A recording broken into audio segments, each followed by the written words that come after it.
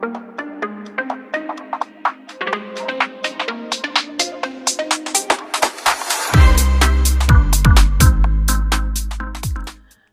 everyone. Welcome to Magus of the Frog. We are playing in the standard metagame challenge today, and I am playing a Simic Merfolk deck. I wanted to try out Tempo. It's one of my favorite archetypes, and I looked at all the sets, and there was a lot of synergy in the Merfolk creatures that I thought were really good in the tempo strategy, and they all utilize the explore mechanic. So let's look at our one drops here. We've got the Misway Spy to provide things like clues. We've got the Scout here, which explores, and 2 copies of the Spelunker, which allows us to explore multiple times. Sometimes I just use this as a one drop though. And that's because we've got Deep Root Pilgrimage. Every time we attack with a non-token merfolk, um, or we crew our schooner with it, we create a 1/1 blue merfolk creature token with hexproof, which synergizes really well with the Hexcatcher, which is a merfolk lord, gives every other merfolk +1/+1, and you can sacrifice a merfolk to counter target non-creature spell. And of course, we're playing the legendary merfolk that's really good with Explore Nikonzel. And this just allows us to develop our mana as well as have one really beefy creature if needed. And of course, one of the best merfolks that really inspired me to make a tempo deck was the Floodpits Drowner. This card is absolutely sweet. When it enters, you put a stun counter and you tap a creature an opponent controls, and you can tap this to shuffle the Drowner and whatever you tapped back into their owner's libraries. That's really cool. And we're also playing Lodestone Needle, only 2 copies here. This one is similar to the Drowner, where it enters, and this one puts 2 stun counters on something, and you can also use it on an artifact, and you can also craft with artifact to get a permanent map token in the Guidestone Compass. So that's really good when you're grinding out games. Of course, we are playing one of the best tempo spells into the Flood Maw, and Phantom Interference. It's just a very versatile spell. Most of the time, we're just using it for the counter portion here, and sometimes it will be relevant when you want to create a spirit token, but that doesn't happen very often. And of course, we are playing 2 copies of Enduring Curiosity. This is also one of the cards that inspired me to create a tempo deck. Not only is the art super, super cute, but the effect is really strong. Every time a creature we control deals combat damage to a player, we draw a card, and even if it dies, it will come back into the battlefield as an enchantment. And as you can imagine, that's really good with token generators like Deeproot Pilgrimage. There were other merfolk that we were considering as we were climbing up the ranks in standard, and I'll briefly show it to you here. Of course, there's the Brineborn Cutthroat, there's Harbinger of the Tides, which is new in MTG Foundation, Kiora the Rising Tide, and Tishana's Tidebinder. All are really good. It really just depends on how low to the ground you want to be. I've tested with these cards. Kiora is amazing. Tishana's Tidebinder is very useful. It's more of a sideboard card.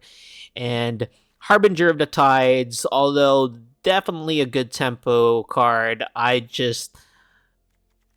found that the 2 slots are just too essential. I wouldn't cut any of the ones that were here, and so I was just hard pressed to find space for the Harbinger and the Brineborn Cutthroat. But this list isn't perfect. I am sure there's a lot of modifications that you can do in order to really hone this tempo strategy to your tempo gameplay. And of course, as the metagame evolves, the core list here will change.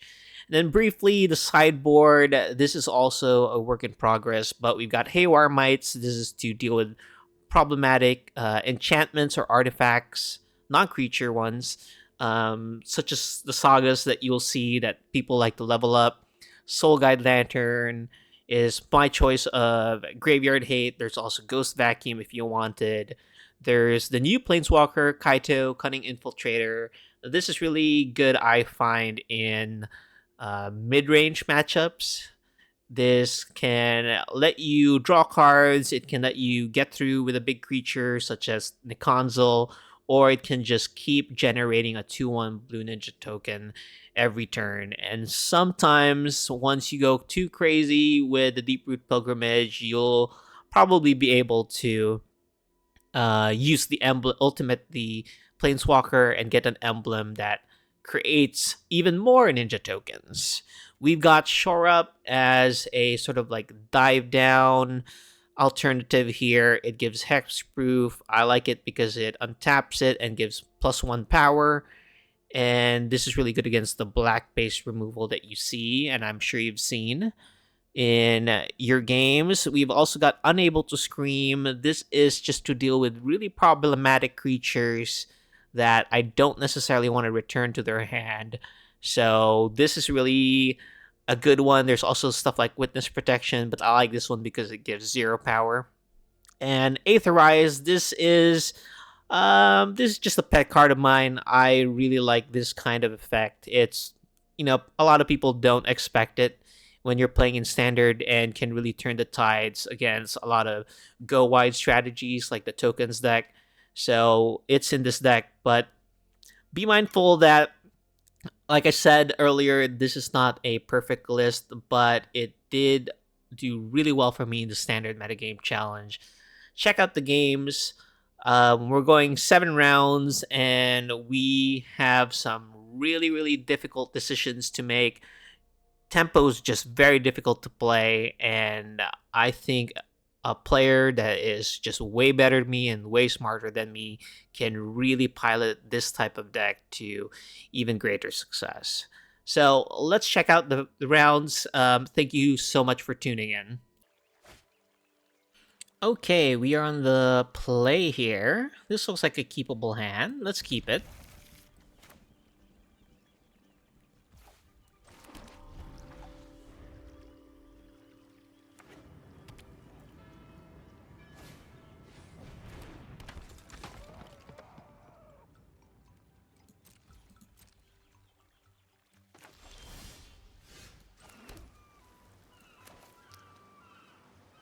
Let's start with the schooner.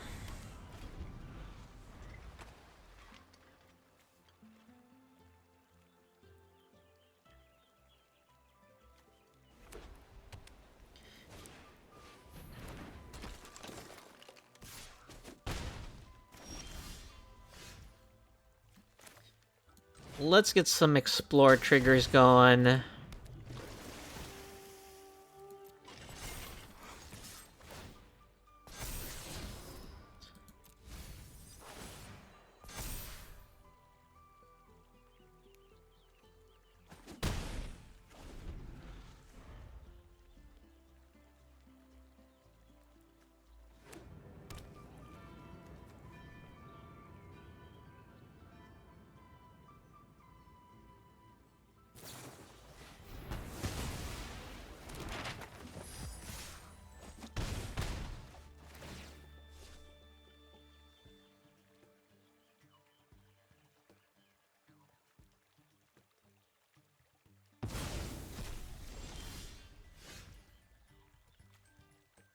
Hmm.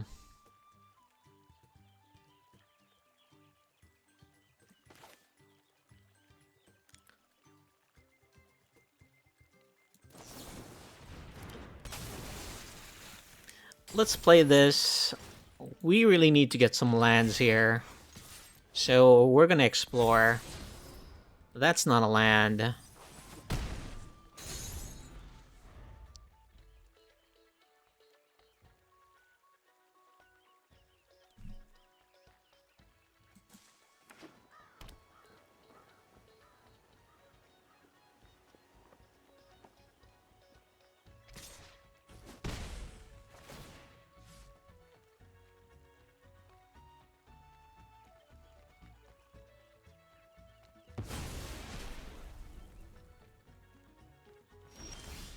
Land? Okay, thank goodness.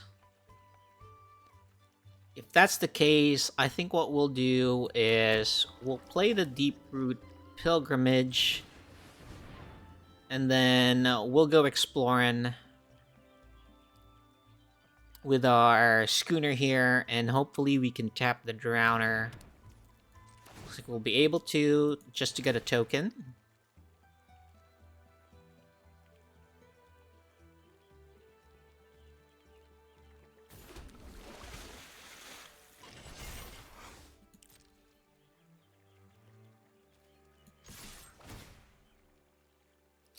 So, if I was building their deck, I'd probably have some sort of protection spell. So, I have to be mindful of that when I try and Into the Flood Maw the Veteran Survivor. Thankfully, we do have a Merfolk token that has Hexproof, so it can block.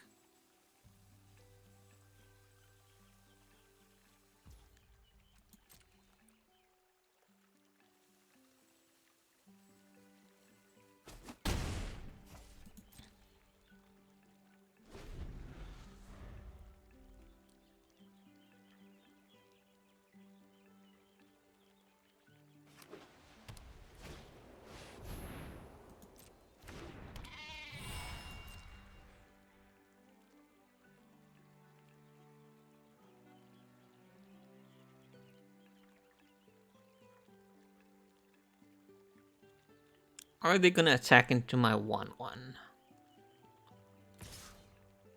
Okay, if they do, I'll block here.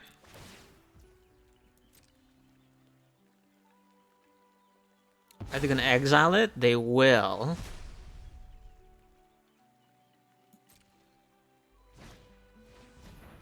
Then I will Flood Maw their innocence.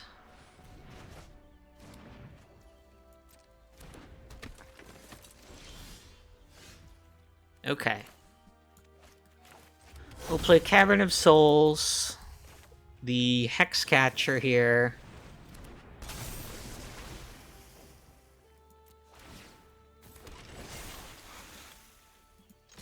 And then attack. That's a good card. We'll actually keep that on top.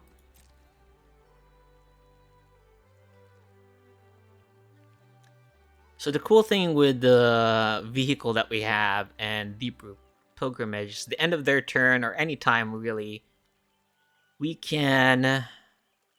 Do we have lethal here? 4, 6, 7, 8, 9, 10, 11. We do. Okay. So Aetherize seems like a good card against their kind of strategy here. But it seems like they also wanna... They don't mind having things in their hand to recast. So maybe not. Unable to Scream will probably not be very good since they can have Norn. But I don't know. I think that's still pretty good. We'll do that instead of maybe the Phantom Interferences. They probably won't be as good on the draw.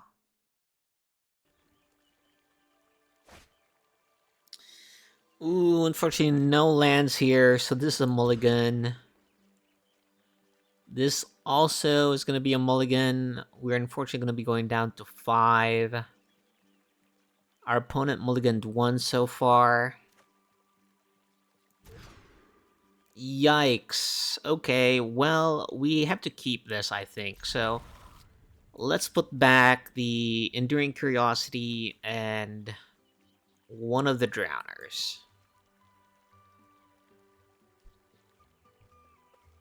Then hope that we draw a land in the next 2 turns here.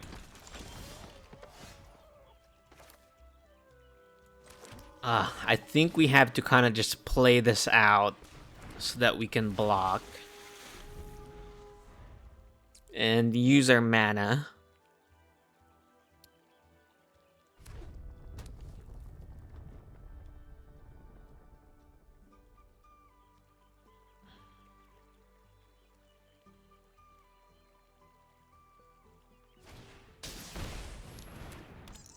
Oh, it's an Arabella deck. That's really cool.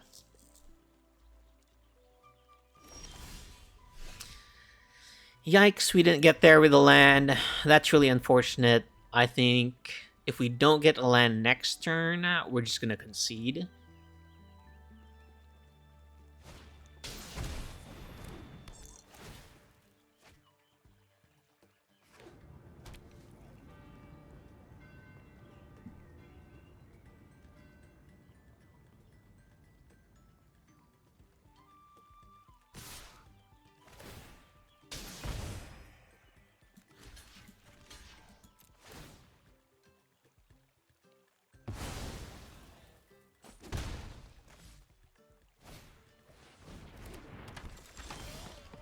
And we didn't get another land, so let's just concede here. They've got a commanding board presence, and we're trying to win with tempo. And we are just way too behind. Okay, so we're in the play now.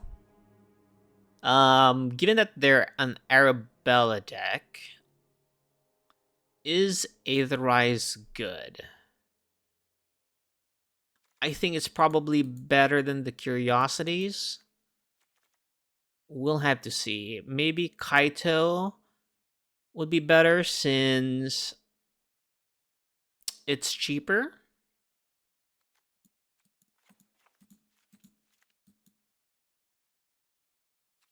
Let's try this.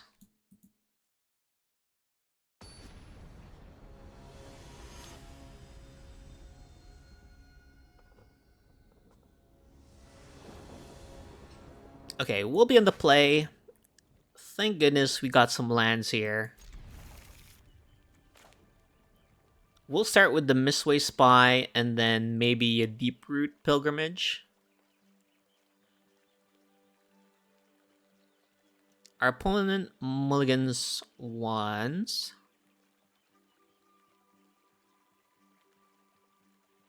And then we've got a good controlling part here with our Into the Flood Maw and our Drowners.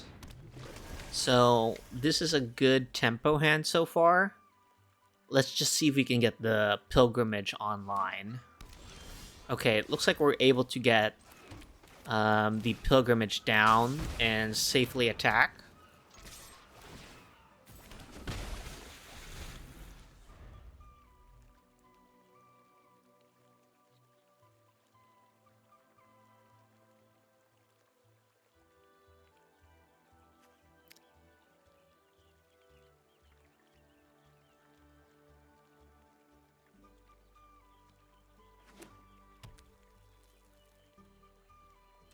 Okay, does my opponent have a 2-drop creature to play? Or are they gonna hold up removal?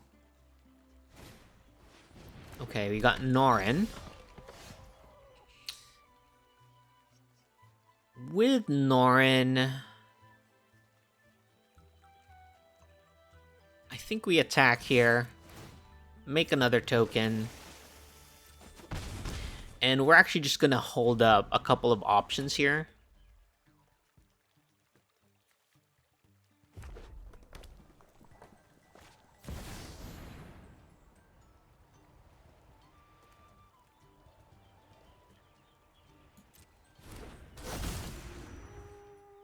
Okay, I'm okay with that.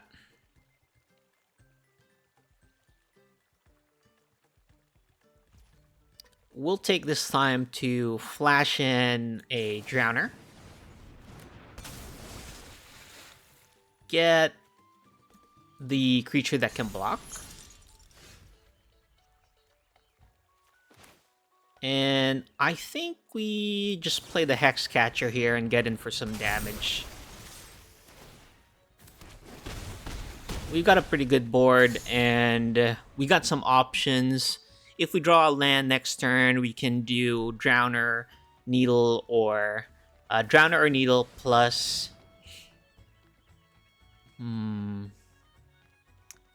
We unfortunately are gonna have to sacrifice a couple of Merfolks here.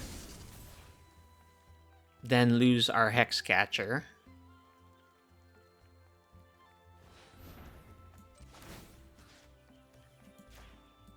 So we might not have lethal next turn. 1, 2, 3, 4, 5, 6, 7, 8. Oh, we do.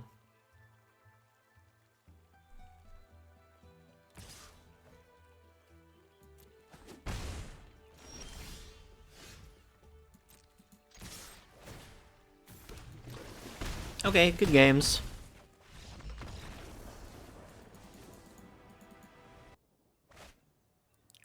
Okay, round 2, we're on the draw here. This looks like a keepable hand. We'll start off with the Scout. Then maybe keep up Phantom Interference for turn 2.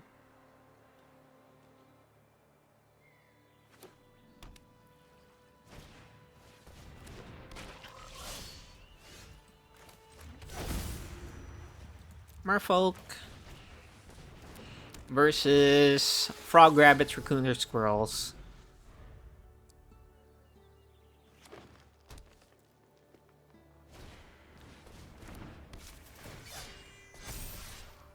No blocks here. We'll play the Pilgrimage just to start gumming up the board.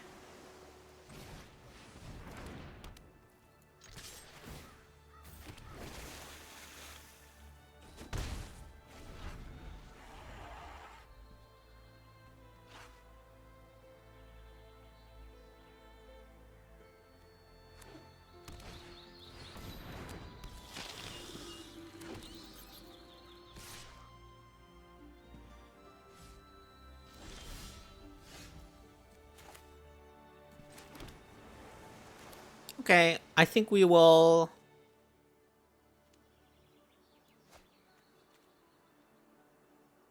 Flood Maw the Recruit. Is that too aggressive? I think we'll just play the Schooner here. And then... I don't think we're gonna be casting into the Flood Maw, so... Let's play out the Mistway Spy.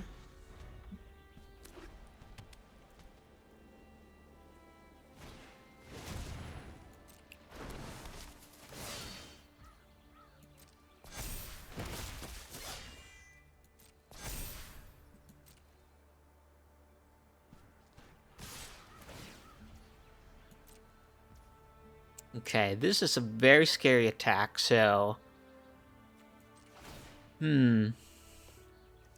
Let's tap this so that we get another Dork here. We'll block here.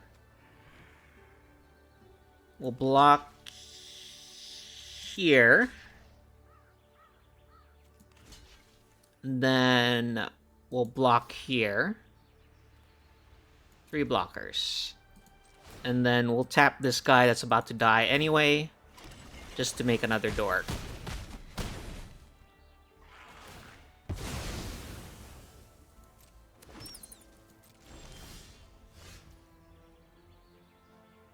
Okay.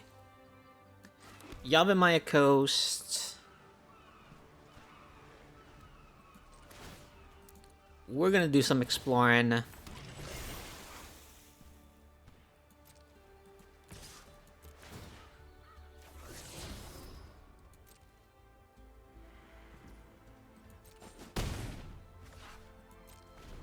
And then we're going to tap down the Might Caller.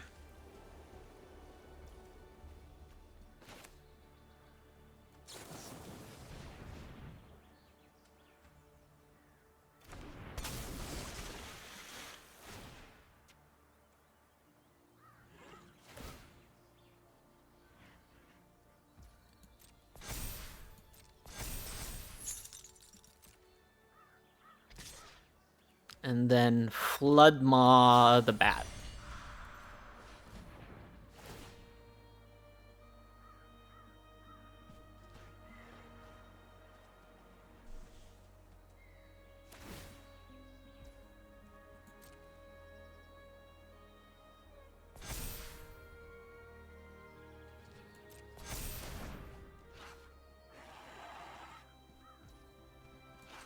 Then we're gonna tap the Drowner.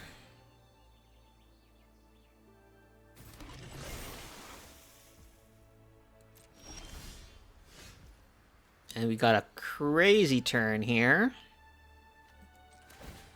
Let's tap the scout.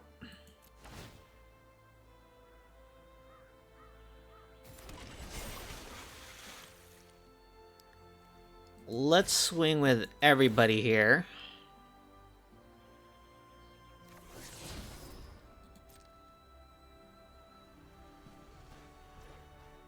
And draw 6 cards.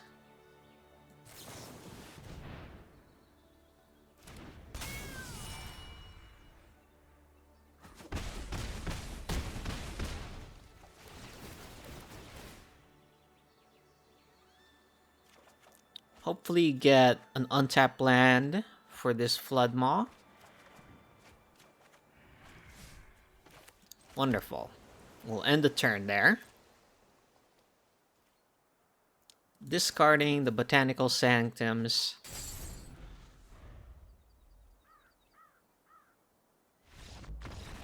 And we got there.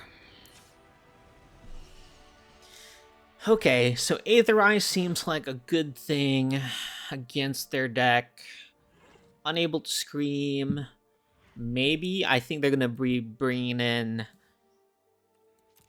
Artifact and Enchantment Hate, so maybe not. This is not very good against white decks.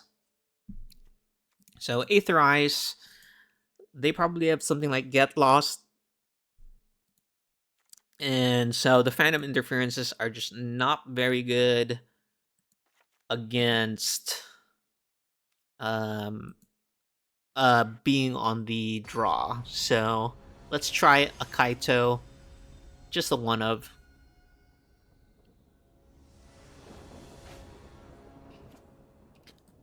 Okay, let's try this.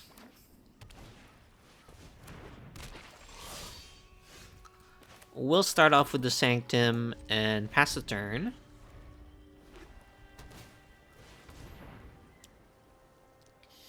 Okay, I think we will Flood Maw this. We're just gonna try and out-tempo our opponent. We'll go Cavern of Souls here on Merfolk. And let's explore.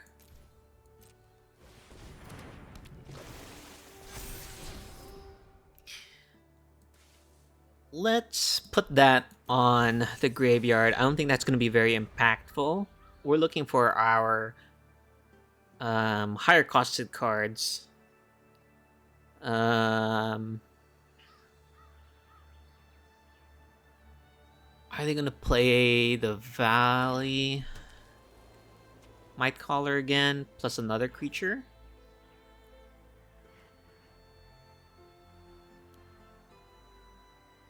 We're looking for cards like the Drowner that can help keep their creatures in check.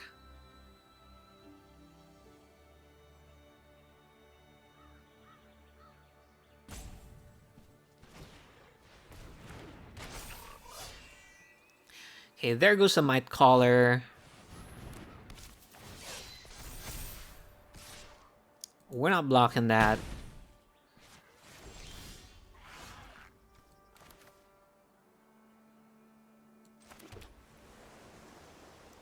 And let's attack here.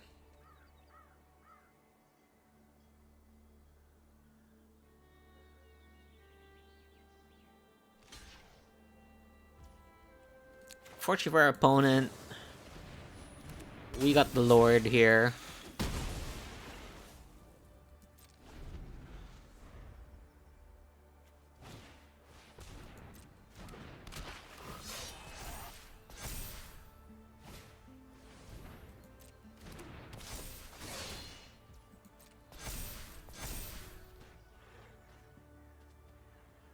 We're likely gonna use the Flood Maw on their Mightcaller because that will shrink the Mentor.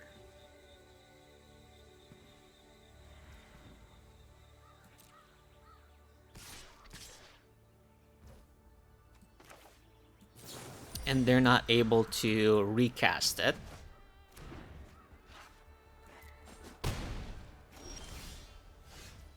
Okay, that's a good draw.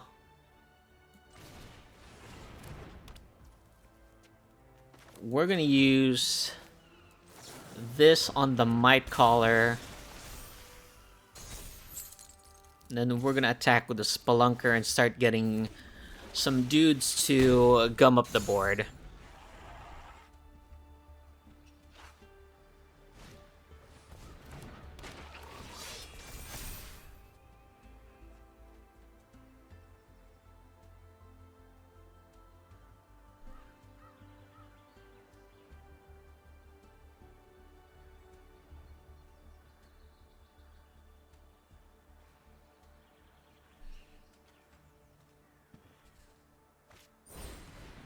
Ah, they're convoking.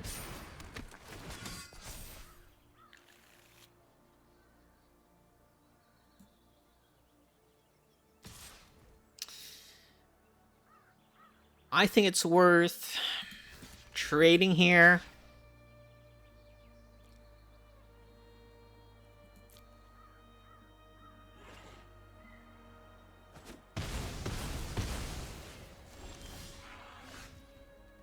Okay, Aetherize is what we're looking for here. Unfortunately, I think we have to pass here.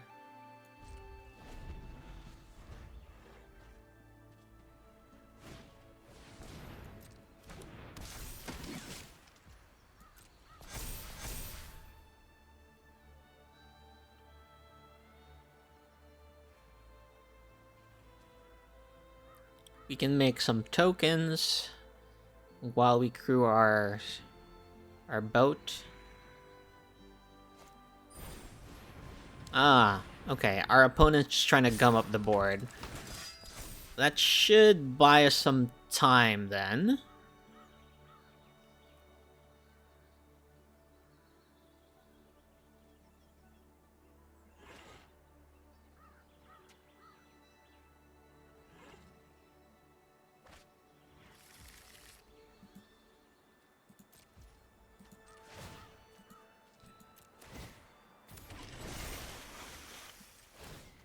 And the jig is up. We're creating some dudes here. Okay, Drowner seems pretty good there.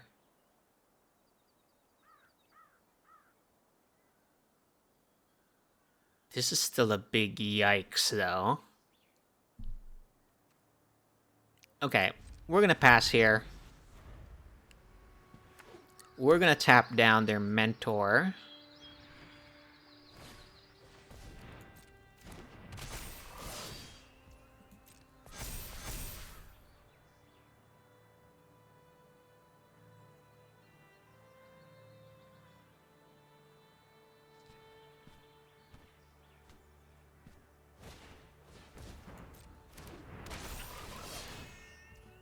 Oh, please let me draw Aetherize.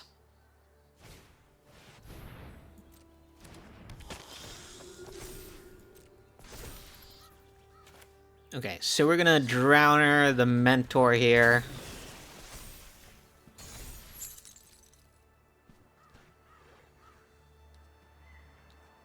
Then we can create 3 tokens here. So we'll create one here. We'll create one here. We'll create one here. And then let's see what we can block. We'll block here.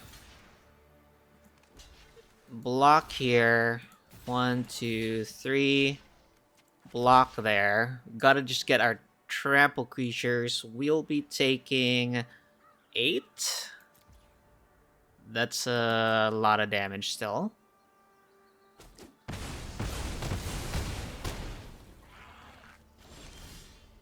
Oh my goodness, we got the Aetherize. So do we shuffle this? I think we do. No, we can't because we need the mana.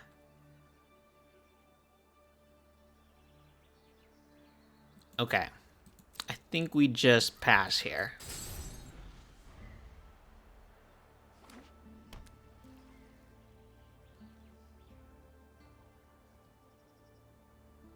They know that we can create a lot of tokens here.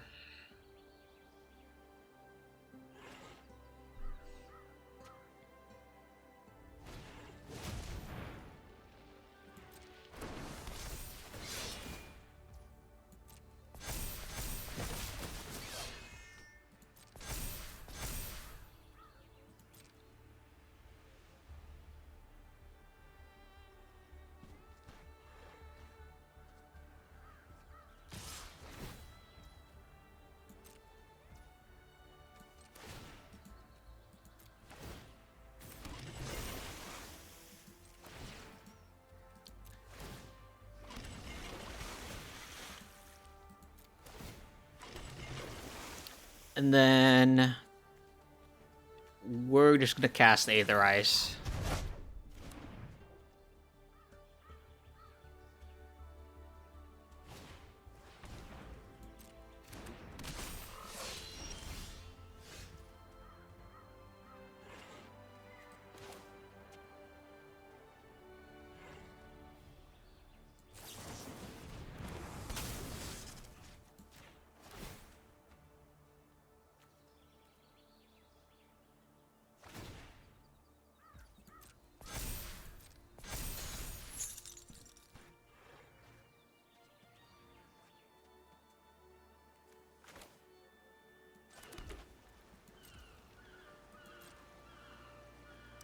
Let's attack with our 3/3. Yeah. Oh man, these Go-Eye decks are just a bit too difficult for us to manage. I think we would need to have another Hex Catcher.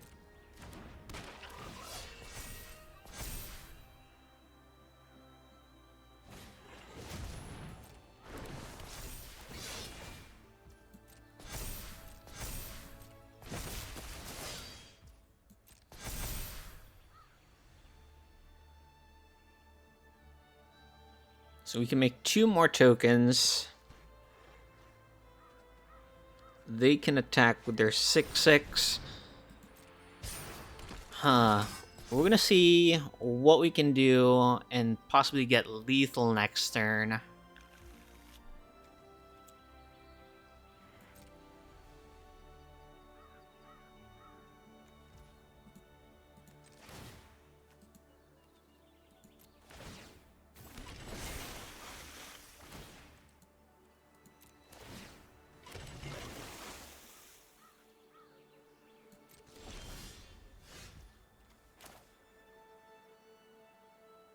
See, 1, 2, 3, 4. They can block 1, 2, 3, 4. 4. Alright. Math is for blockers.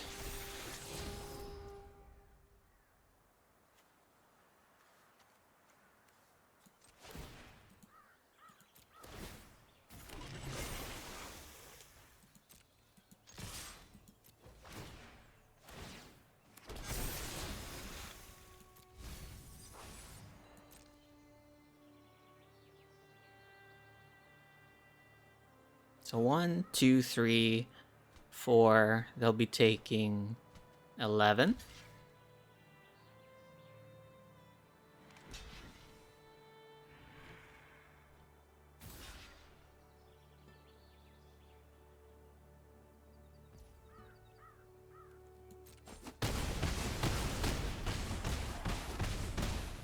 Oh no. We got there. I said math is for blockers. Okay, round 3. We're in the play here. Had to take a break after that one.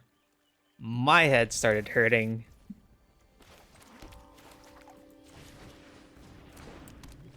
I think my number 1 pro tip so far is make sure you're well rested before doing these metagame challenges. They are difficult. Okay. I think we just start gumming up the board here. We're kind of low on action, so we're just going to have to do that as opposed to tapping down their Llanowar Elves. Maybe they play something like...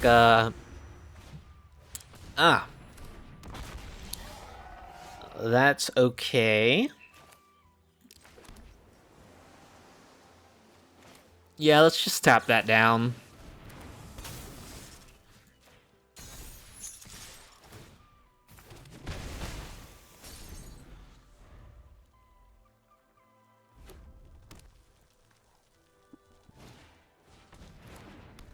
Looks like our opponent's playing some red-green dinosaur deck. That's pretty sweet. Okay. We'll go Island.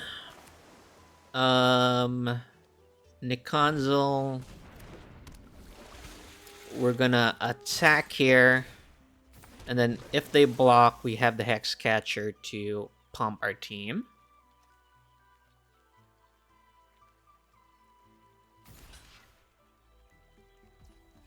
Okay. We're able to catch them.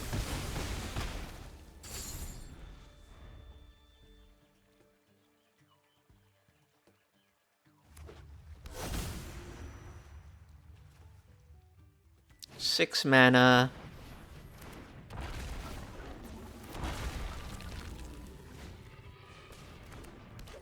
If you control one of my eggs, sacrifice an egg. Oh, that's really cool.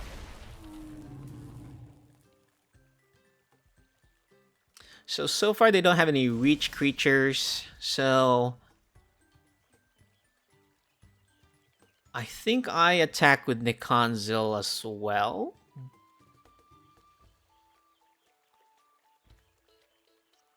Just to get possibly rid of it. No, because they can block with a dinosaur in the land or elves. Okay, we'll just go for the spy here and cast the Enduring Curiosity to draw a card.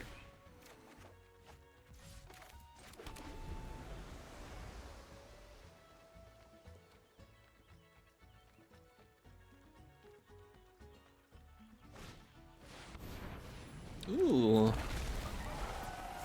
They get to discover. Ooh, they get another Hatcher. This is a sweet deck. They're gonna be able to hatch another one.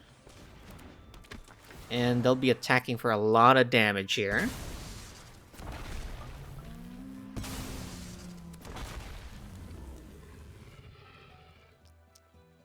Another game with a lot of math. Oh my goodness. Okay, attacking with those.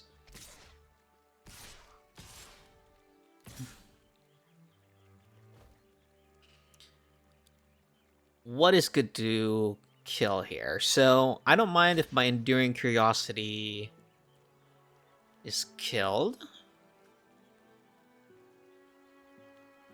So I think the priority are these Hatchers.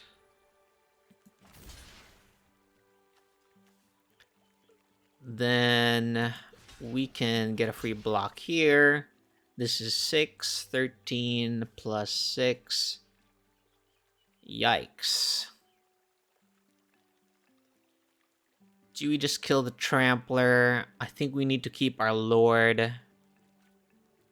Okay, 6, 13 plus 6. We'll be taking 18 here.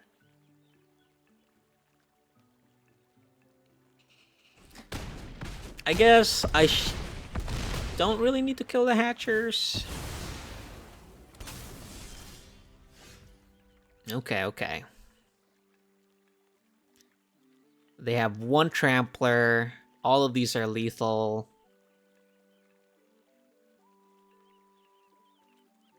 We're just gonna have to hope we draw a Schooner.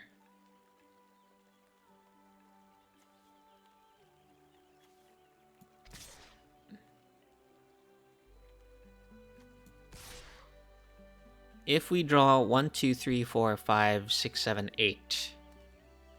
Ah.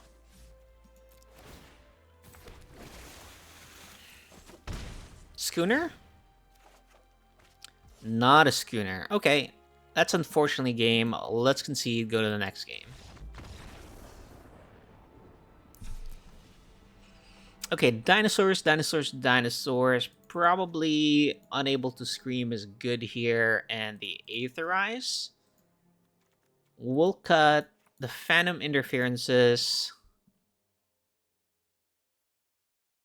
and the Enduring Curiosities.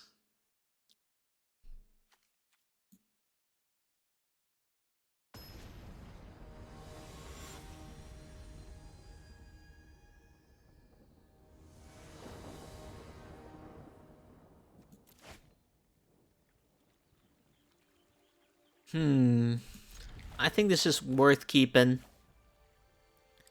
We're actually going to wait to play the Misway Spy.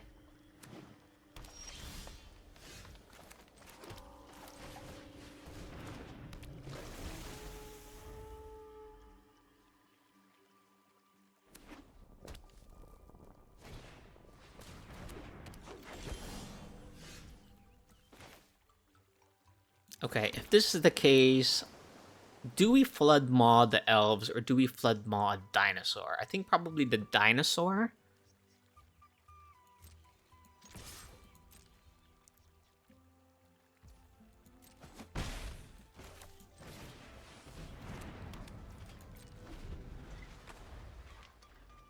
I should have played Botanical Sanctum there.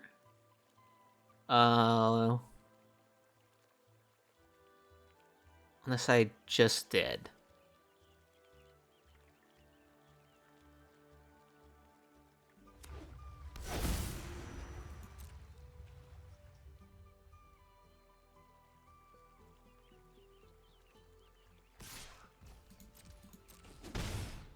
Interesting. They probably have a 5-mana play. So that's why they're doing that. Okay.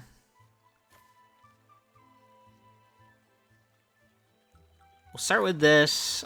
We'll do Disguise and attack for 5 here. Hopefully you get the good Explore. That's gonna go to the bin.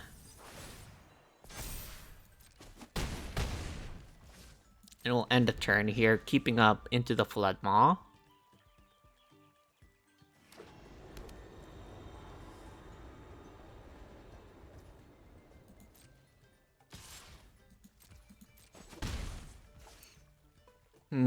Our opponent wanted another land there, I think, or an untapped one. So we're actually gonna make their life a bit miserable by tapping the Llanowar elves here.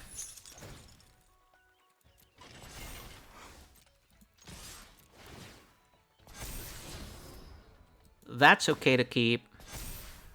We're attacking for 10. And we're still gonna keep up the Flood Maw.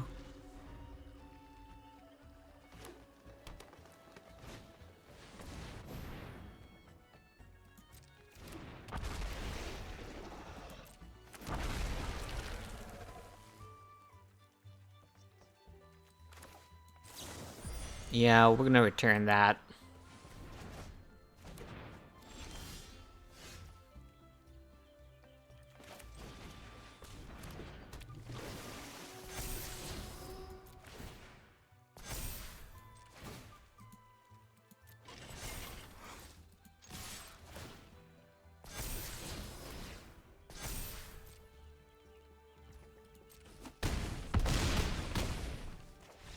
Okay, game 3. Do we change anything? I don't think so.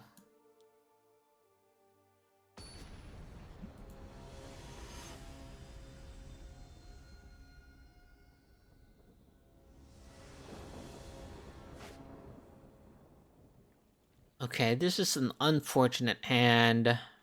We're gonna have to mulligan this. Okay, this is better. I think we'll actually put back the Cavern.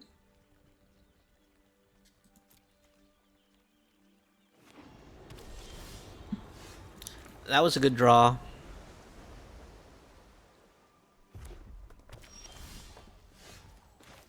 We'll go Merfolk and Nikonzel here.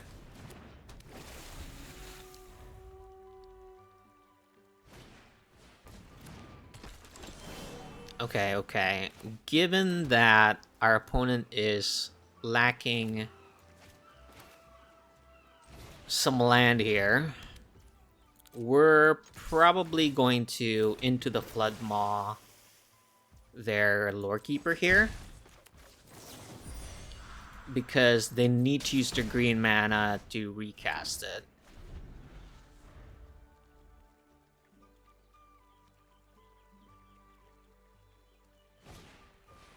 Yep, they're just recasting it. This is really unfortunate for our opponent.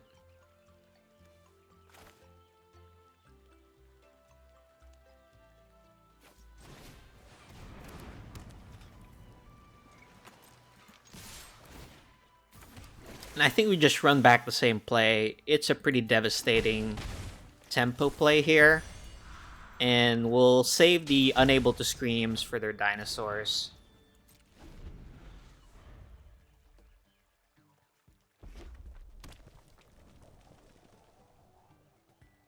They could also discard the one with the discover to possibly kill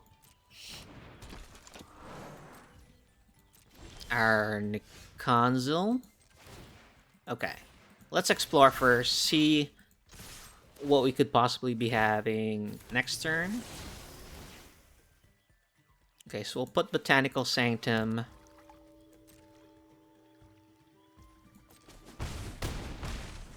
And I think given that they could possibly get 5 mana next turn, we'll unable to scream this.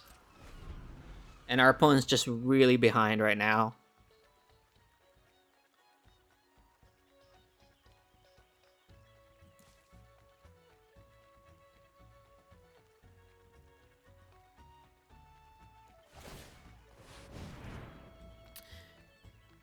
Yep, I think I'm okay with that.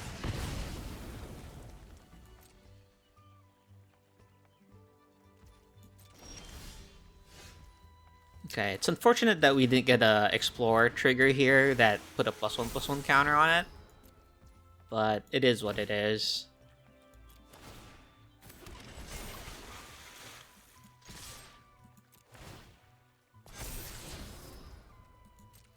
They're gonna chump block. Oh, they don't.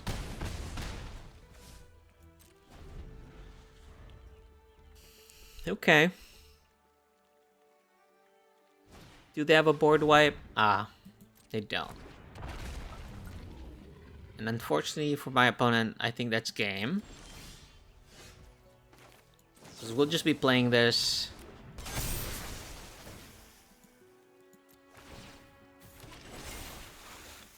And we got a lot of lethal. It's...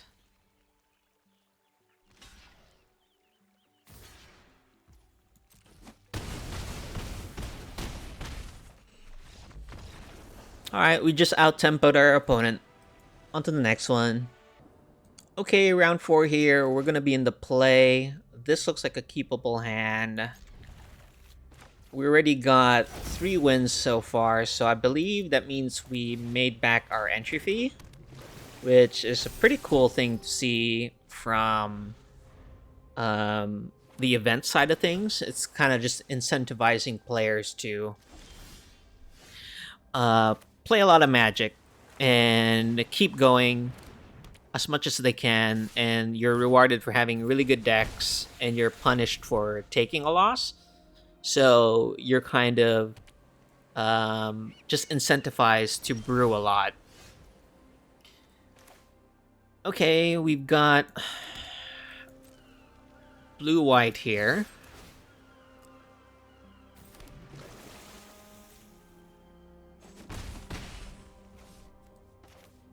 I think we're gonna go with the schooner here. And then the scout.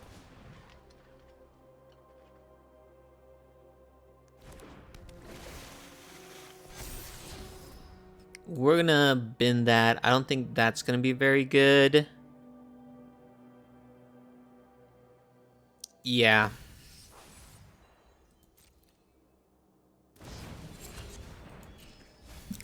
Look like we're against the abhorrent Oculus deck.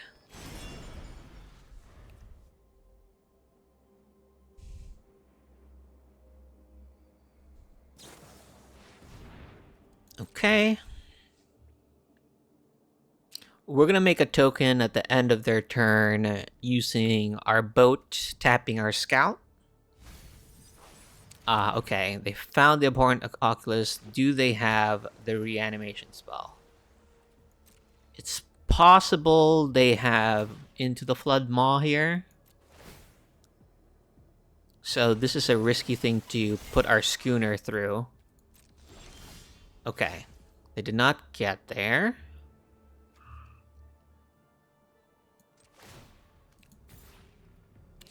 Alright, let's just get in for some damage.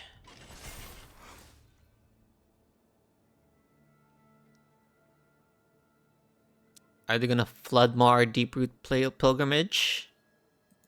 No.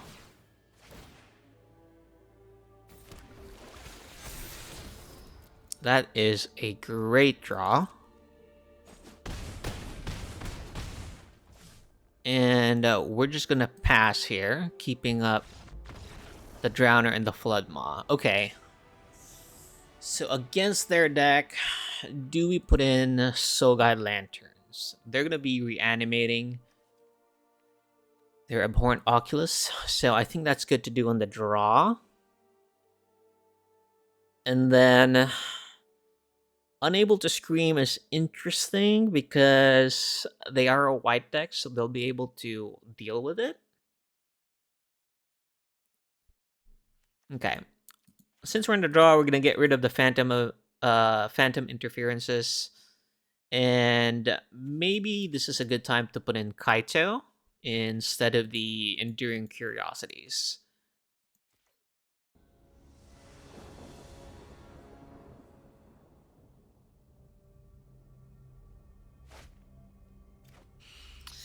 Okay, so this one is an interesting one because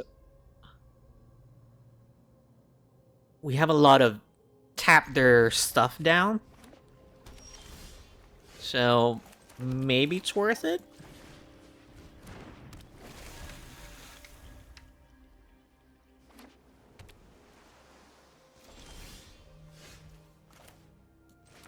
Okay.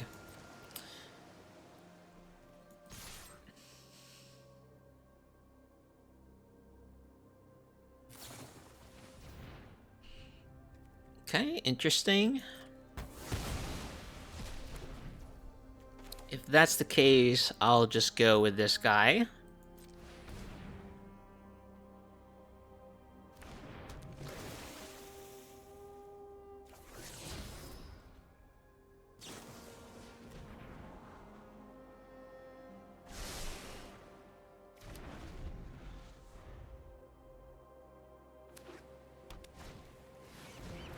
Okay, so our hand's actually quite good against that type of strategy if they're relying on the Djinns. I thought they only had Oculus, but okay, so what would be good here? I think we would have to tap down their Djinn, and then let's just play a bunch of Merfolk down since we have the Lord here.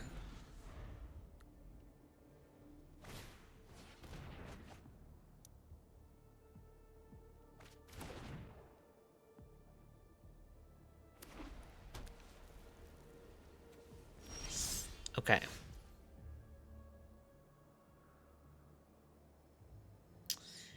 We did not get a land here, so if we play this, they'll likely have a counter.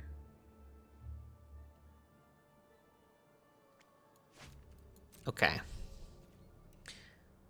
We'll just attack. And then I'll play another one of these.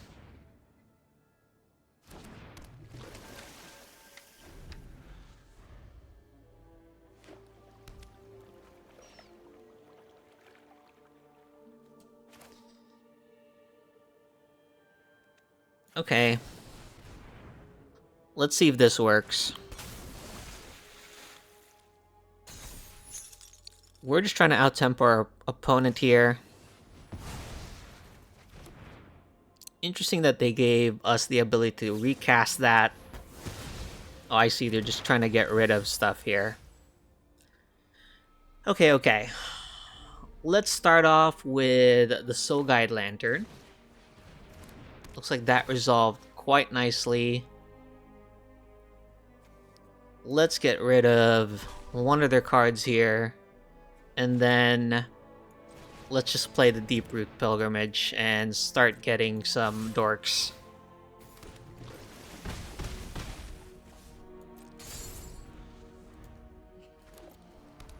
Looks like our opponent's also flooding, so that's not very... It's really unfortunate for them.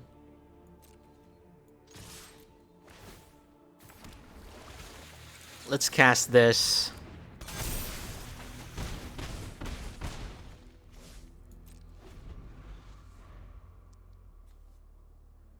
If they cast a spell... Okay. I think we'll have to...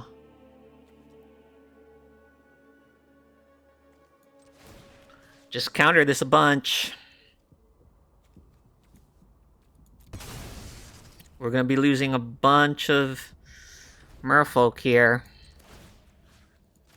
But it's better than getting the all of our board gone.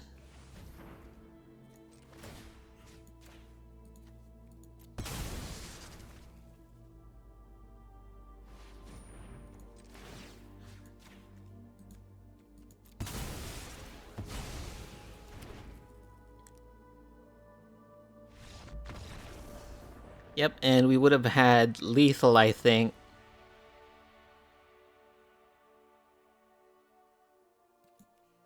If we were able to get some good explore triggers there, because we can tap down their Djinn with the needle. Okay, let's get to the next one. Okay, round 5 here. Looks like we got a keepable hand.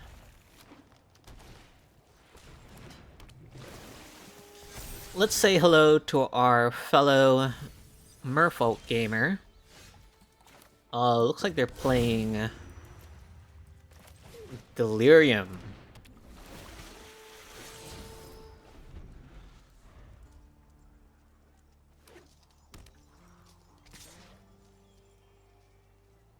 So we're not blocking.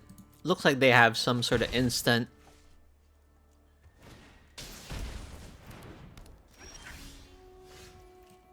We'll do Botanical Sanctum into the Schooner here.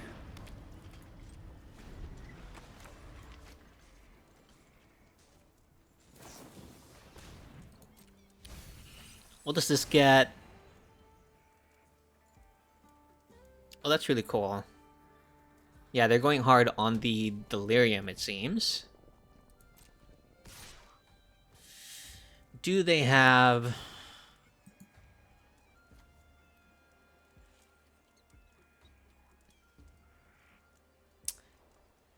Do I take 3? Yeah, let's let them have it. Let's see what do they have.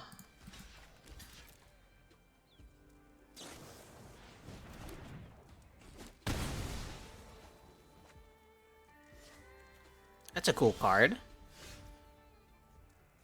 Okay, we'll play the land they know about. And I think we'll pass holding up Phantom Interference and Into the Flood Maw. That's okay.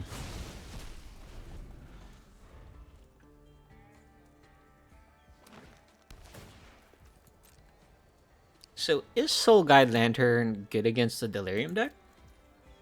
I haven't actually played against the Delirium deck much, so this matchup is unfamiliar to me. I don't mind trading here. We're on the control route. Okay.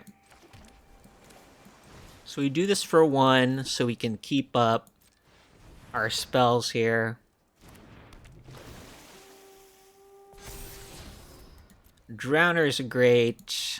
They know it's coming though. And our plan is to keep them low on resources. I mean in board presence, because I think their creatures are quite strong.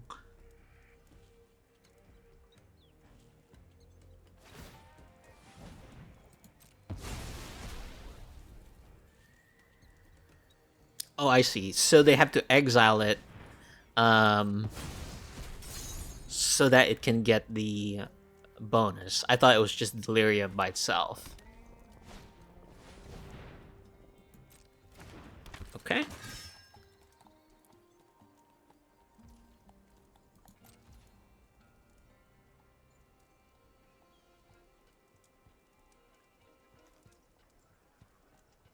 I don't think I Flood Maw here, actually.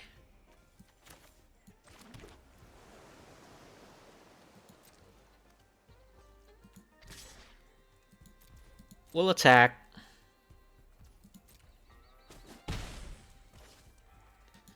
And then we'll pass. Let's let our opponent commit more mana to pumping up this guy. We're gonna Drowner it.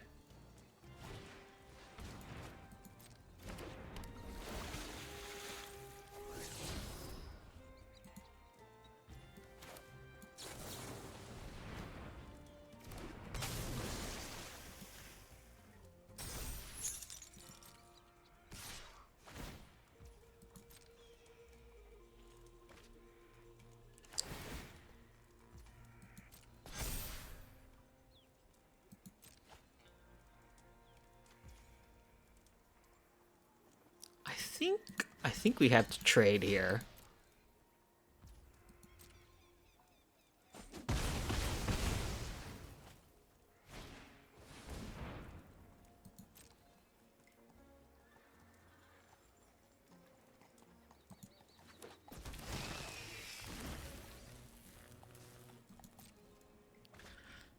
Ah, this Delirium deck is quite scary, huh?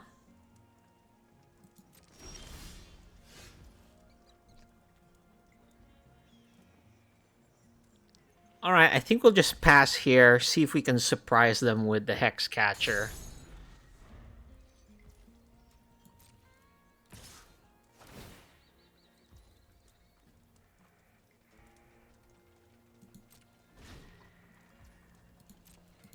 We'll block. Play the Hex Catcher.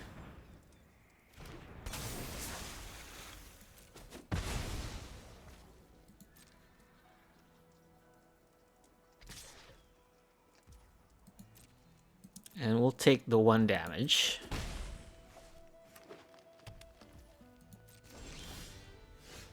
Okay, so we'll play this for the ward cost.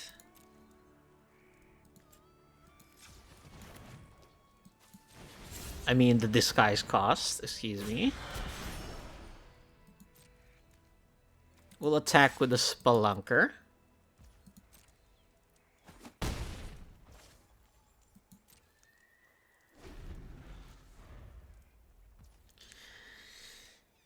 Now the question is, does our opponent have something like a Snakeskin Veil?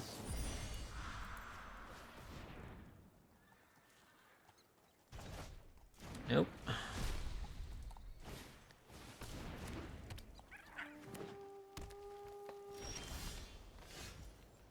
Okay, that's a good draw.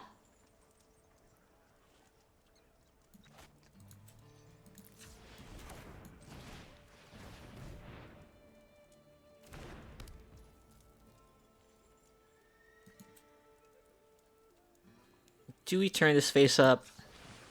I think we do. Let's get some clue tokens.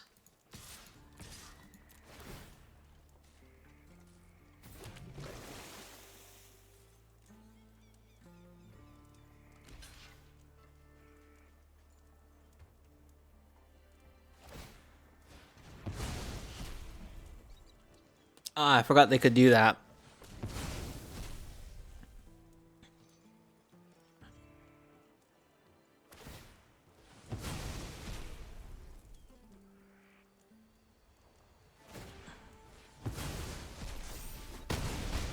Okay, unfortunately, we missed that. But that's okay. We got our clue token.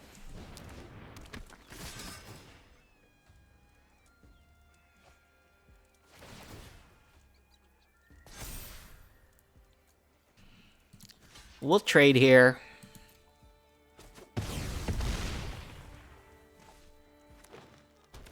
And we're looking for something to just deal with the curator.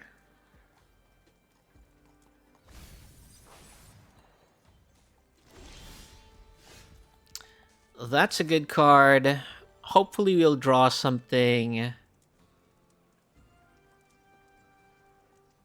That's going to be rough. Because if they block the Hex Catcher, there's nothing we can do to save it. Okay. We're just going to attack with a Spy here. And then we're looking for cards like into the Flood Maw here.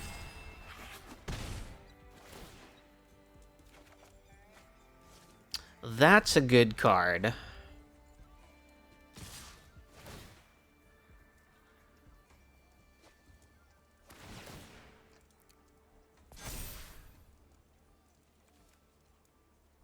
First strike, that gains double strike. Instant land enchantment creature. Oof. Okay, I think that's game. So we'll concede. Okay, so I think we bring in Unable to Scream and the Soul Guide Lanterns. We're on the play. How good is Phantom Interference? It didn't seem really good. I don't think we'll be able to out-tempo through that avenue, given how cheap their spells are. So the next question is, what two things are we taking out? Is it going to be the Enduring Curiosities? Man, I think it's worth having one, though. Let's do that instead of a second copy of the Spelunker.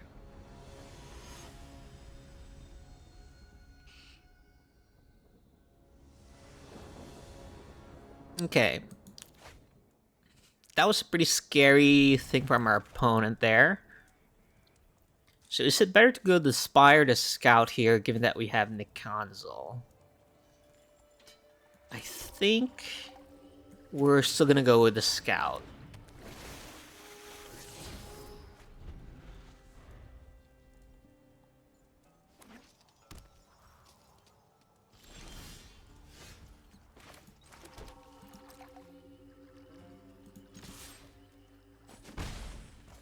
And then we'll play in the console.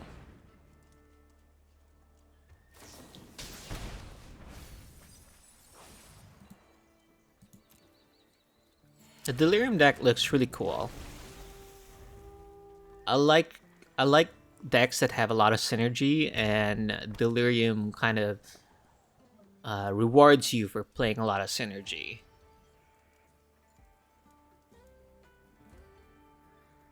As opposed to say like Explore.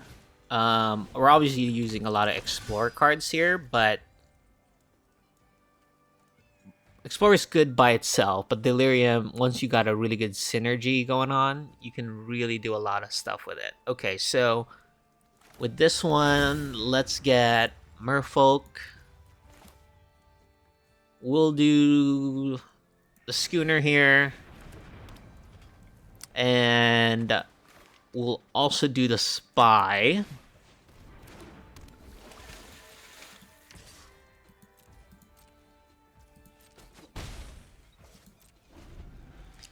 And then is our opponent going to do the Forge? That makes sense.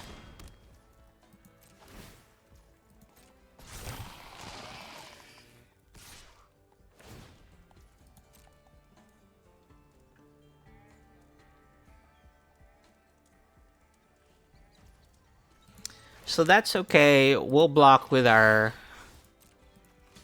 boat here. And then let's see about getting some explorers. Okay, that's a great draw.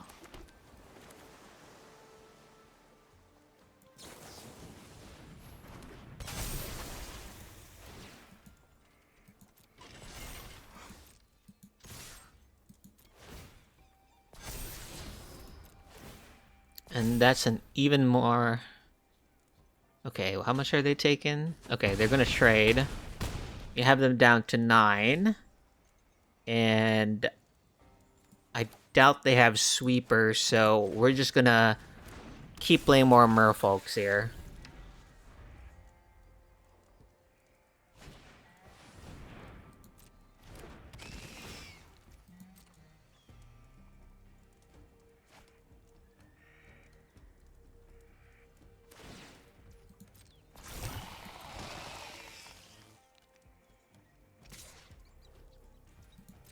We're just gonna take this token.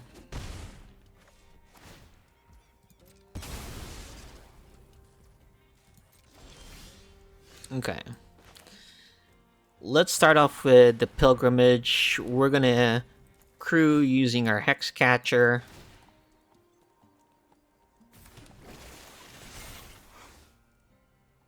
And then they have to block this.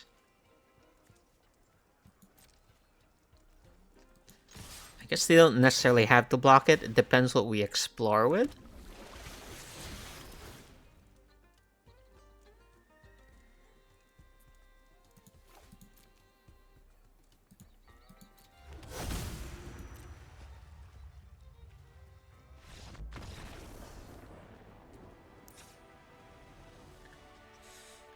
Okay.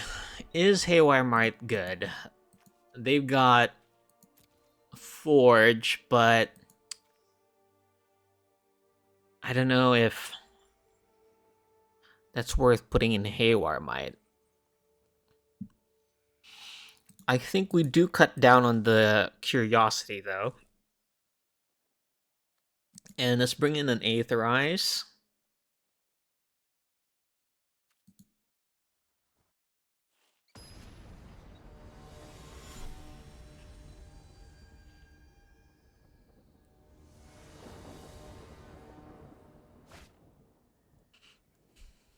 Okay, we got a pretty cool hand here. Let's start with the Scout.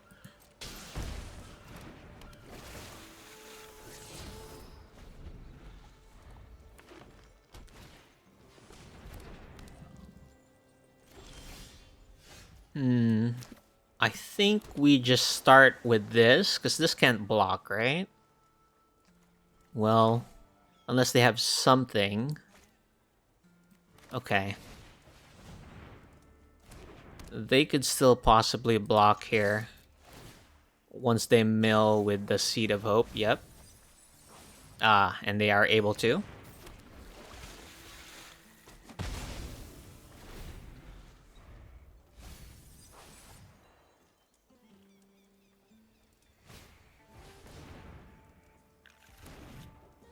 Our opponent whiffs, I think. So, we're gonna take the 3 here. We're gonna put this on Merfolk.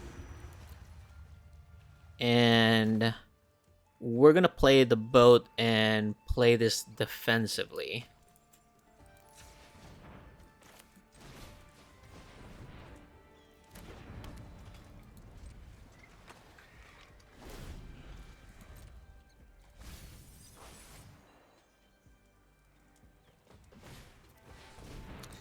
Okay, our opponent casts another Breakout.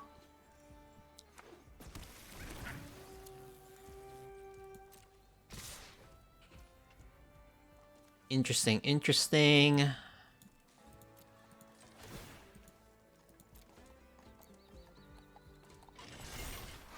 I think we killed the Curator. He's gonna give it... Yep.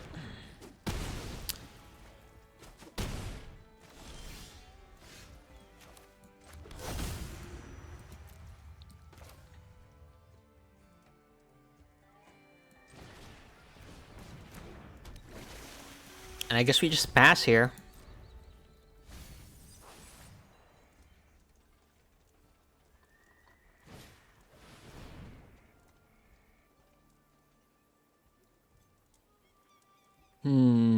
I guess that doesn't really help us. We would have to sack this and that.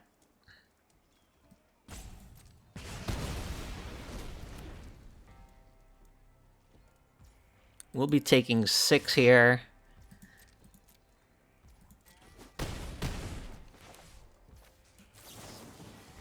Okay, at least we'll start making 2/2s now.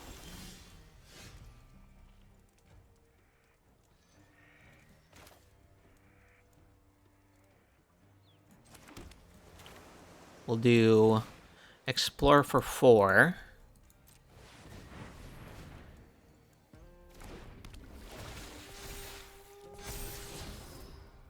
Flood Maw. I guess that's not as good. It's pretty good.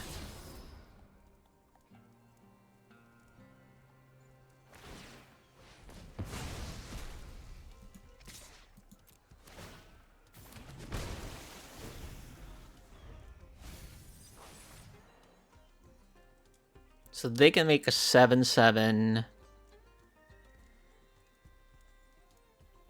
Then we'll block. Double block with our 6/6 and our 2/2.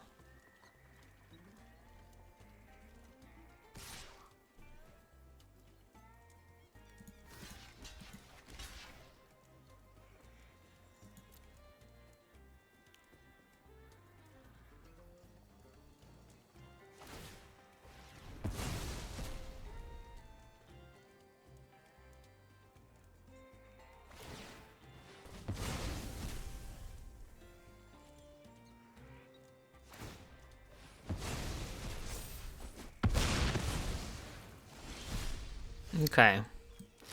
Since that guy doesn't have haste, let's do this so we can get a token here. And just hope we draw some action.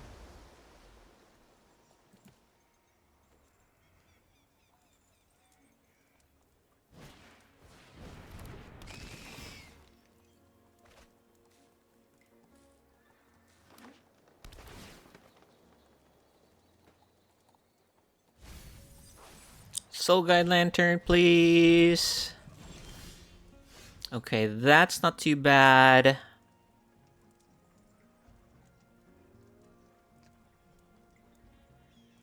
I think that means we just pass. And then we have to tap the Fear of Missing Out.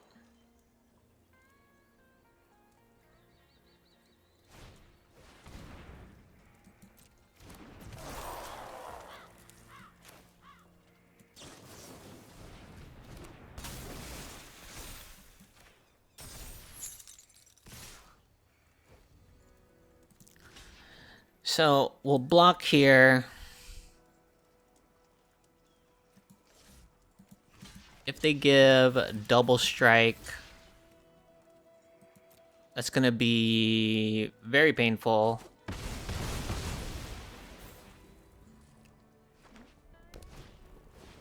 Another Keen-Eyed Curator, which we can use this on.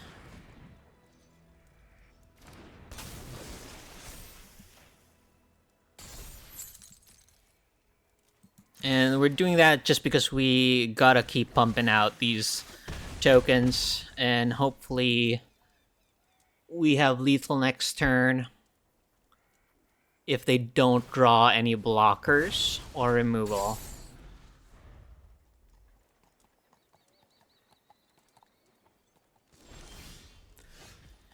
Okay. I guess let's attack.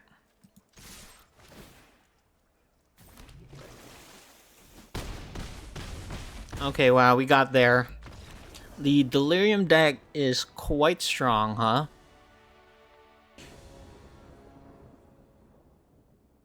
Okay, round 6 here. We got a keepable hand. We're currently 5-0. It's been quite difficult piloting a tempo deck against decks I don't know a lot about. That the last Delirium match was really difficult. Okay, but we're playing against Mono Red now. Hired Claw, what a great art. Okay, so our opponent didn't draw another land. Let's start gumming up the board here.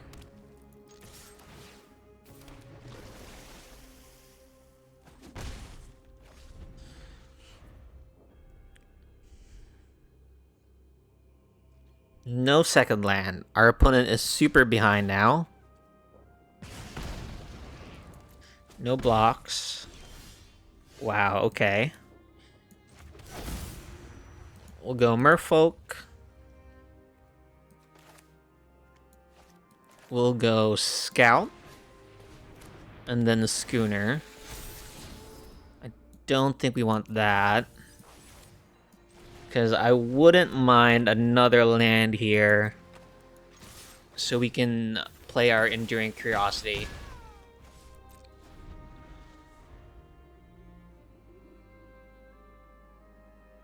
Looks like our opponent kept a really risky one-lander.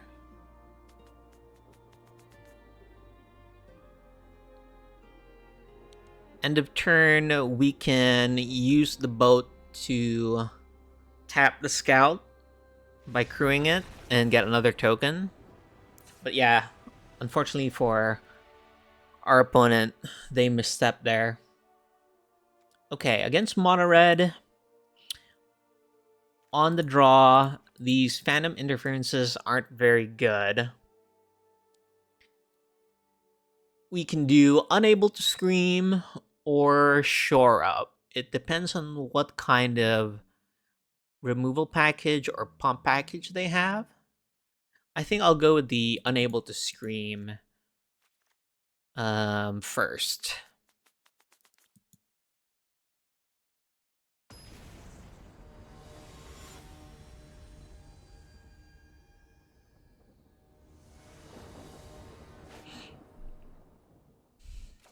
Okay, we got a keepable hand here.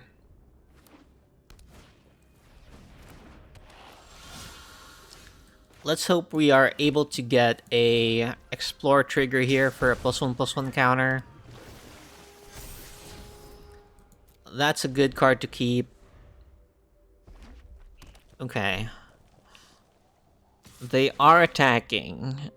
Does that mean they have Monstrous Rage? Let's let them have it.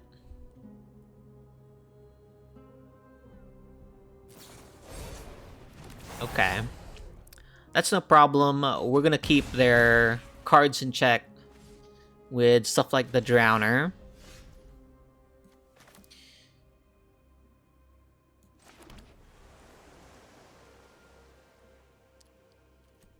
Or do we invest with this? I don't think we do.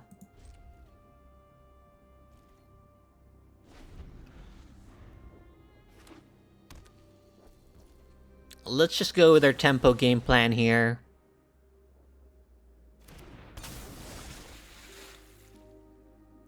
This sets them back quite a few attacks. This one and the next one. Okay. We'll play this. We'll attack.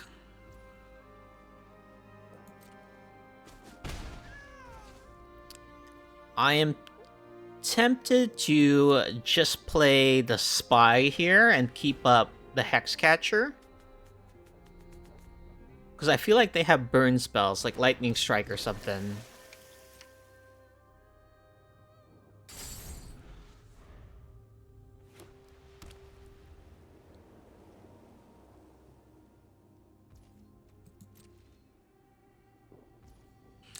Okay.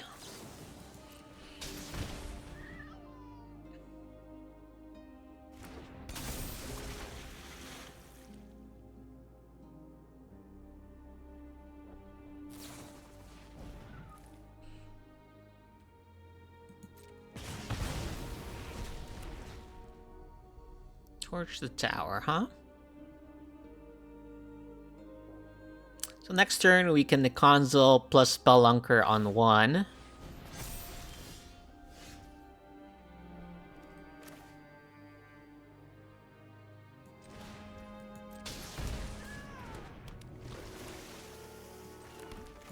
Unfortunately, we are taking a lot of damage from our mana base. That's not doing us any favors. Oh, unable to scream is good there. So we might as well attack.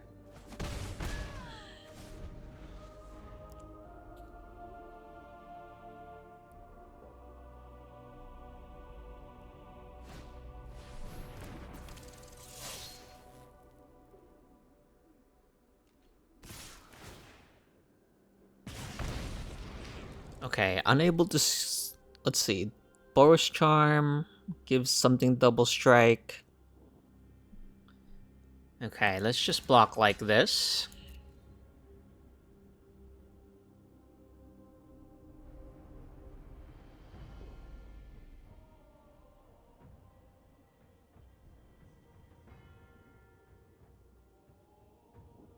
So if you use the unable to scream and the hard claw, I think it will still be have a +1/+1 counter. But it's still worth it.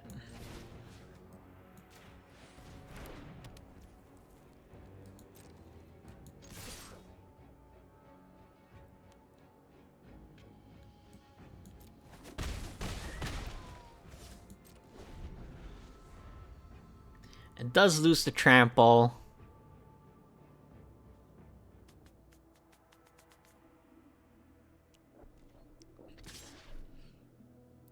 We'll go down to 7. We could lose to Boros Charm plus...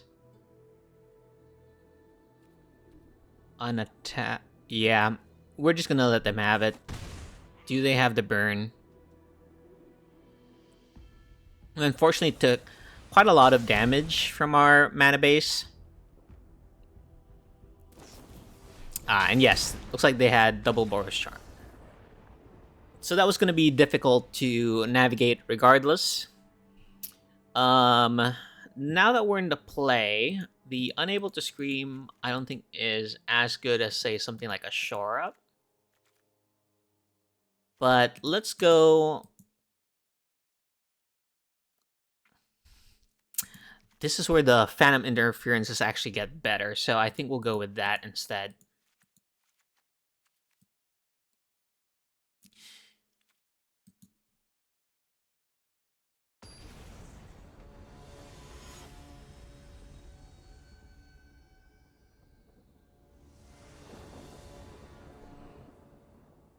Okay, we'll play first here. This one is an interesting one. Is this good against mono red? I think it can be. The Lodestone Needle is really good. The mulligan ones.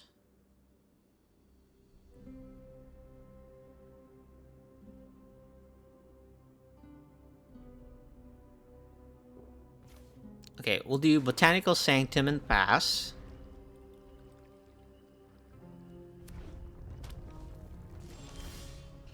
And then we're gonna keep up Phantom Interference here for a creature. Or Flash in the Hexcatcher. Okay, we'll Flash in the Hexcatcher here.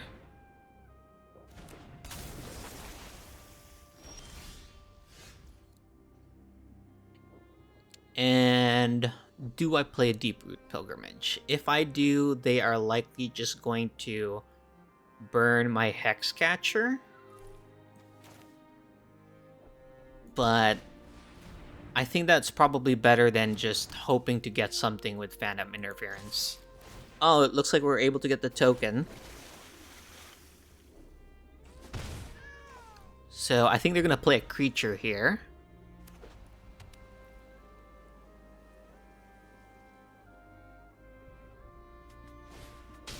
Okay, they go with the Emberheart Challenger. If they attack, we're just going to take it. And Monstrous Rage? Yep.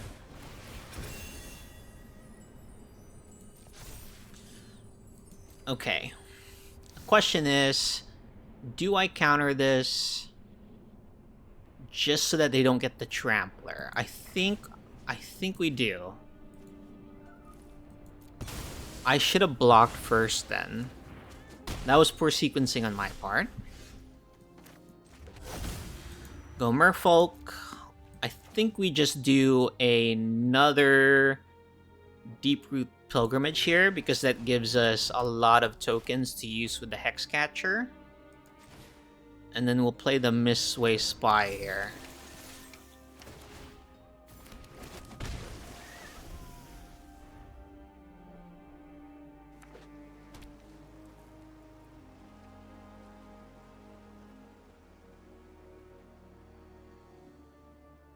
And then next turn, I don't know if we need to play another Deep-Root Pilgrimage. I think it's might be better just keep up the Lodestone Needle.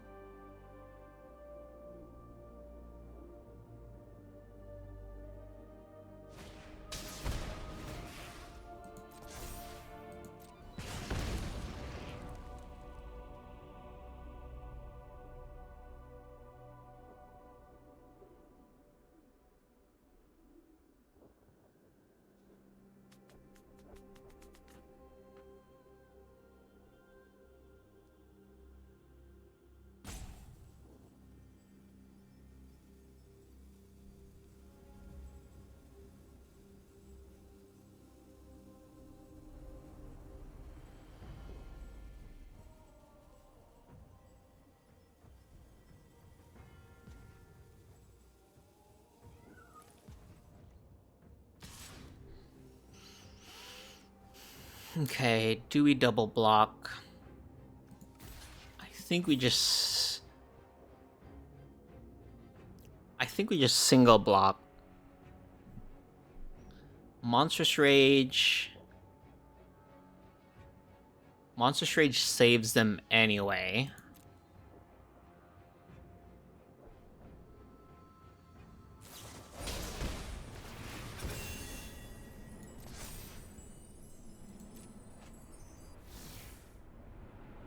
Okay, now I think we're going to try and sacrifice our creatures here.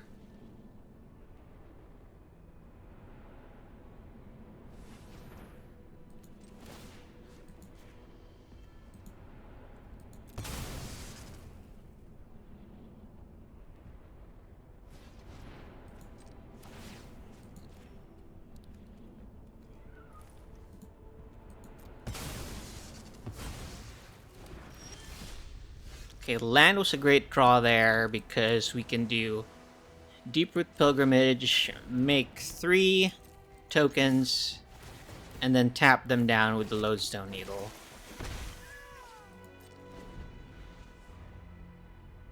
So we would have been at 3 more life had I sequenced the first attack better.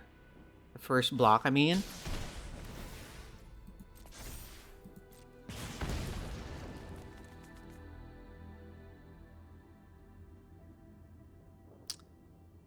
Double Boros Charm plus a 3 mana, a 3 damage spell will kill us.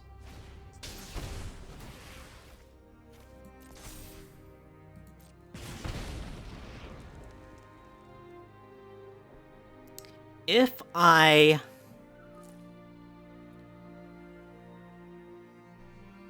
let them attack here, then I could lose to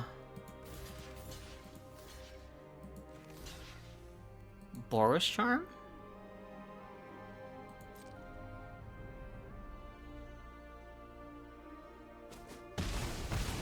Okay. I think that was the right call, because we really need to keep our life total way above the double Boros Charm draws. We do have lethal next turn. We have the Lodestone Needle plus Phantom Interference now. Given that our opponent just played a land there, I think that's game. Yep, we got there. 6-0. Okay, round 7 here. Looks like we got a keepable hand. We're gonna keep this. Playing black-red. Man, tempo has been quite difficult to pilot. I'm sure a lot of people who are way smarter than me can pilot this deck better, but I think I got the concepts or the principles of tempo down. So I think we'll do the schooner first, actually.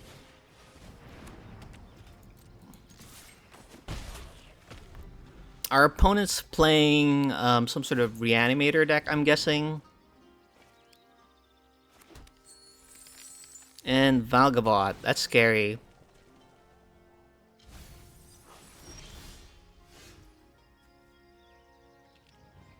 Okay. We'll play this. I think we just have to... I don't know if we can beat a Valgabot.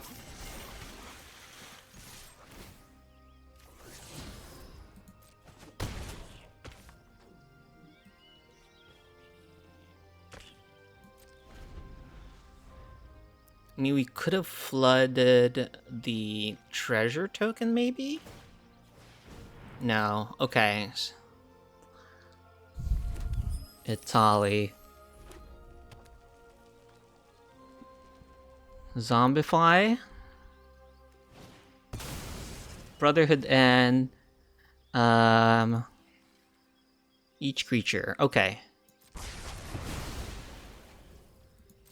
That's no problem. We'll go Island. We'll go Mistway Spy here. We'll tap it so we can get a token. And we'll attack. We'll keep that one. And then... do we... return the Collector's Vault? I think we do.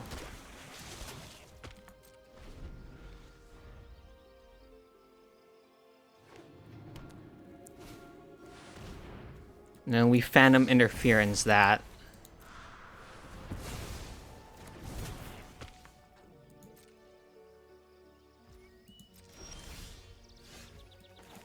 We'll play the Scout. Another Schooner's not what we want.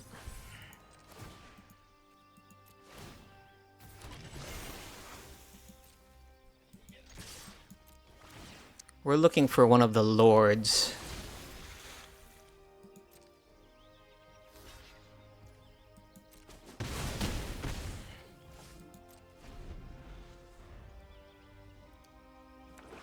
Does my opponent have another reanimation spell?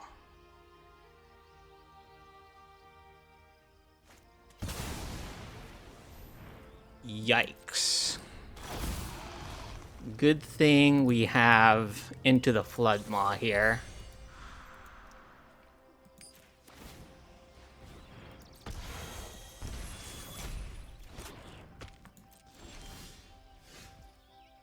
And then, is this lethal?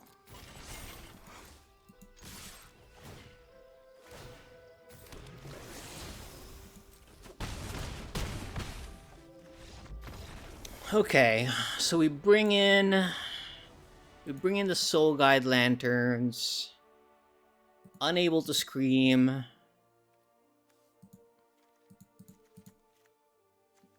Maybe Kaito.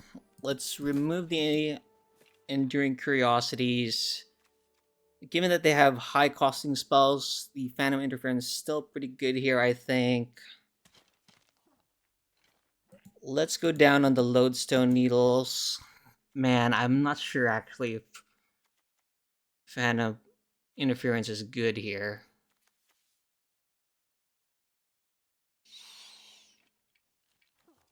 I don't know if Kaido's good either. We'll go 2 Phantom Interferences.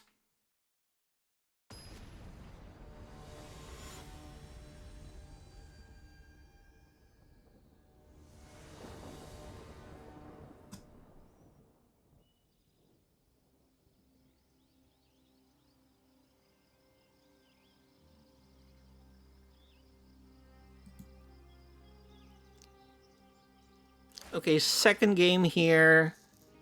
This looks like a keepable hand.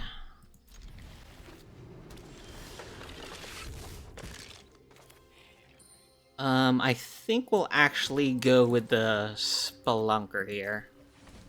Just so we can start pumping out stuff with the Deep Root Pilgrimage. Do they play the Collector's Vault? Yep. Okay. Cavern of Souls on Merfolk. Play Deep Root Pilgrimage. And then attack.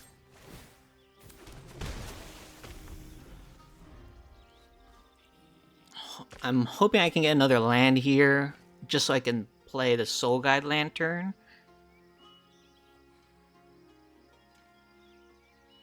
And another Deep Root Pilgrimage.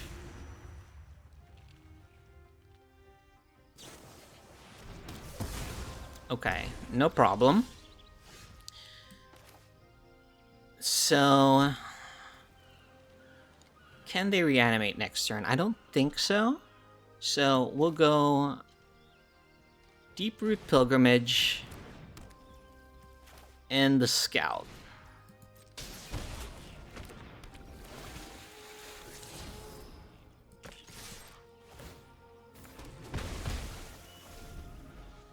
Probably could have played the Scout first. Okay, do they discard a monster here? It looks like they're looking for one.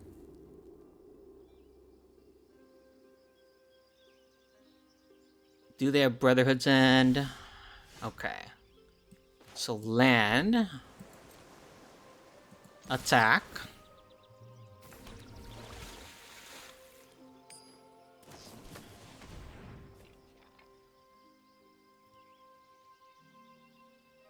That's okay. And I think we Hex Catcher here.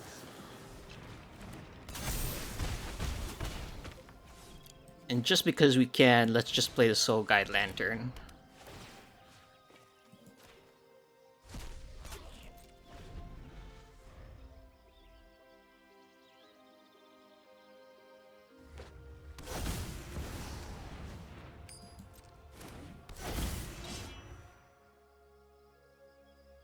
We can unable to scream that.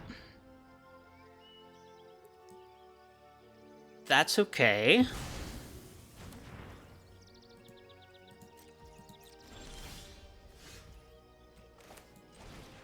We'll go unable to scream. And then play this.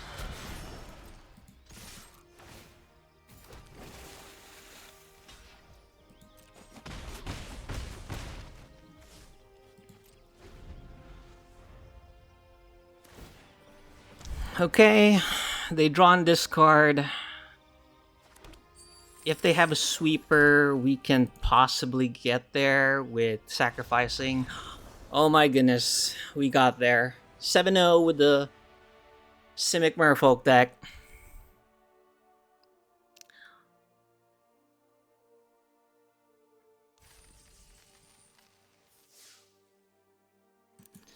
Wow. That's crazy. First time playing the standard metagame challenge. That was really difficult. I think the Delirium deck was probably the most challenging. And then obviously there was a lot of math involved in the go wide strategies. But hey, look, we got 5,000 gold and 30 packs. I guess it was worth all that math.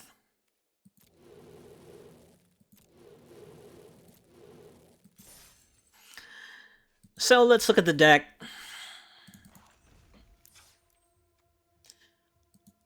I think this is not necessarily a final list, but all of the cards that I played with here in the main deck has played quite an important role. As you saw, we had some really good counters with the Phantom Interferences.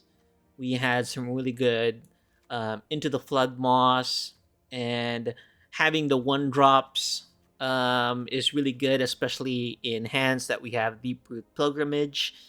The Vodalion Hexcatcher is really good at just pumping and catching people off guard, as well as countering key spells. And against the decks that rely on one or two really good attackers, you saw that the Drowners and the Needles are really really good against that. And then of course the boat synergizing really well with the Deep Root Pilgrimage, and the console is just amazing. And Enduring Curiosity, we're playing a 4-drop in a 20 land deck card, but I think it's still okay because there's only 2 copies, plus we've got a lot of Explore um, cards. As for the sideboard, Unable to Scream was decent. I don't know if there are some better answers um, that we can use. Maybe Unsummon, Shore Up. I didn't really get to use that much. Soul Guide Lantern had its uses, and Haywire Might, we didn't really get to utilize them, neither with Kaito. And then Aetherize, I am still not quite sure about this one. This is kind of just, man, I hope I don't lose against those go wide strategies. So overall, it's been really fun piloting Tempo. I think Tempo is really good. In general, a lot of people I've seen while I was climbing the ranks with this deck were on aggro and mid range, and I was able to hold up against pretty well. I didn't really see a lot of control decks, but that's kind of to be expected at the beginning of a new metagame. But I'm quite happy that we got the 7-0. That took a lot of brain power. Thank you, everyone, for watching. I really appreciate it. Please give a like, give a comment, or a subscription if you feel so inclined. And have a great day.